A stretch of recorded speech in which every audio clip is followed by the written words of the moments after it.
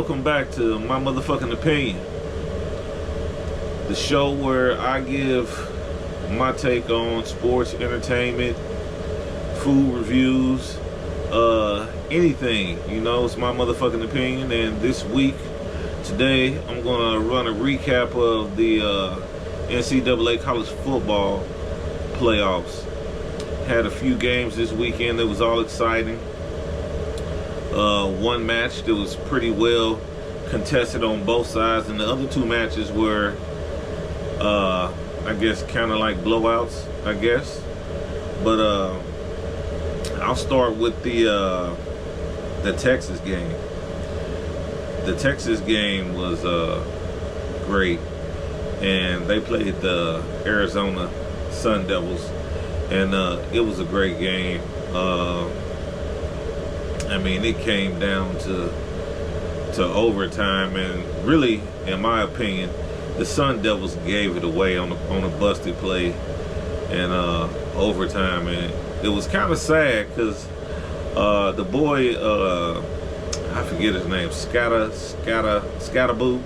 Ah, man, that running back, man, that boy was going crazy. I mean, he was a running back, quarterback, wide receiver.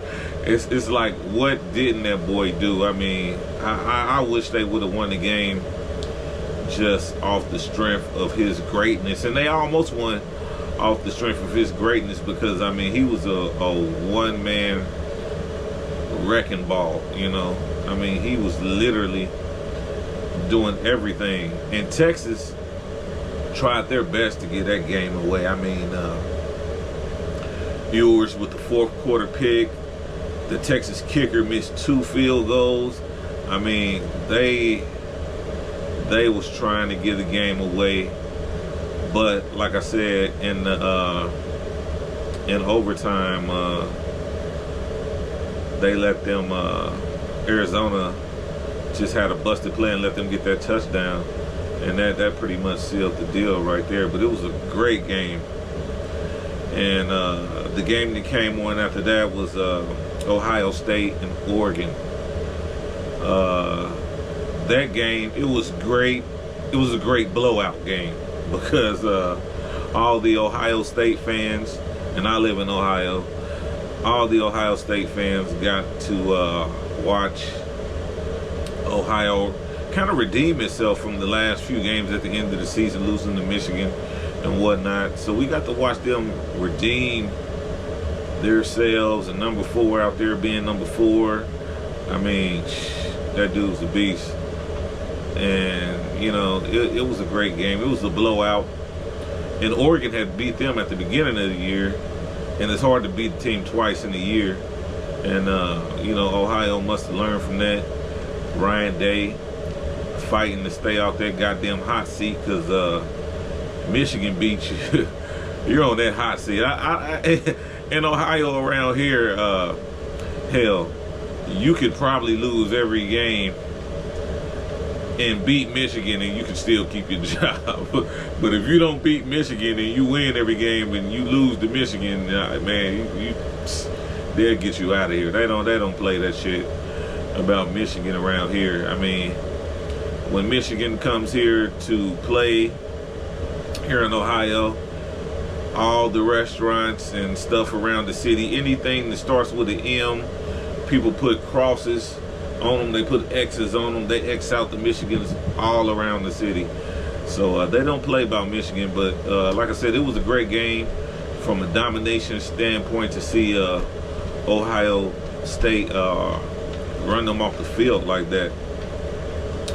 And then the last game of the weekend, and RIP to all the people who lost their lives out there in New Orleans from the attack that happened, which postponed the Notre Dame game and the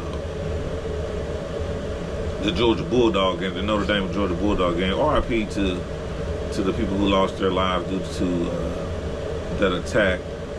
So that game had got rescheduled for the following day, and Notre Dame, man, played their butts off. I'm from Indiana. I live in Ohio. I love all Indiana teams. I love IU, I love Notre Dame, Pacers, Colts, whatnot. But I've been watching Notre Dame football. I'm not a big fan of Riley Leonard. I don't know about his throwing, his passing. So that's the thing that worries me about them. But their running backs are fast, their defense is stout. But just when it comes down to Riley Leonard and, you know, to win games, I don't know. But you know what? He showed out, okay, in the game, because although his passing may have not been on point as far as what I would like to see, the man takes off and runs, and he knows when to do it and how to gain yards. And he was just so clutch running and just picking up first downs, and you know, and even hitting little passes when he had to. It was a great game. A lot of people didn't think Notre Dame would beat Georgia, and you know, we walked them off the field. It was a great game. I loved it, every minute of it. And you know, it brings me to another point, and that point is, you know, just all these meat riders of the SEC, you know, Herb Street, Paul Feinbaum.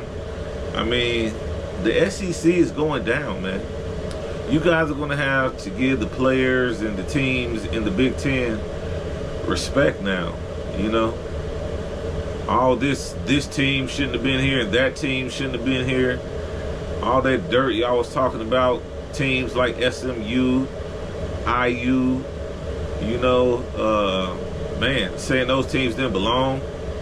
Y'all wanted to put Alabama in, then Alabama got spanked in this bowl. You know, Georgia got spanked and walked off the field, like, you know, like, for instance, so Indiana beat Michigan 15-20. And then Michigan beat Alabama in this bowl game 19-13.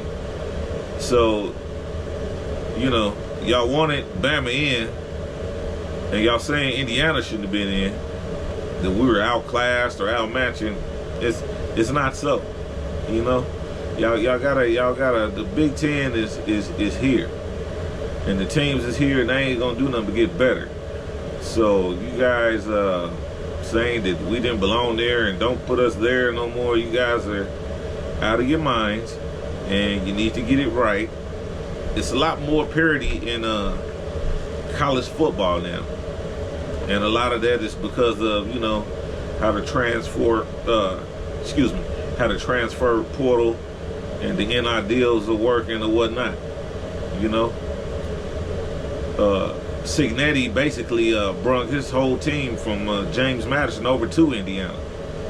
Okay, and James Madison is the smallest school to Indiana, and hell, Kirk Cignetti had James Madison looking like they could compete in the college football playoffs. So if it was 12 men, I don't know if, you know, last season or something.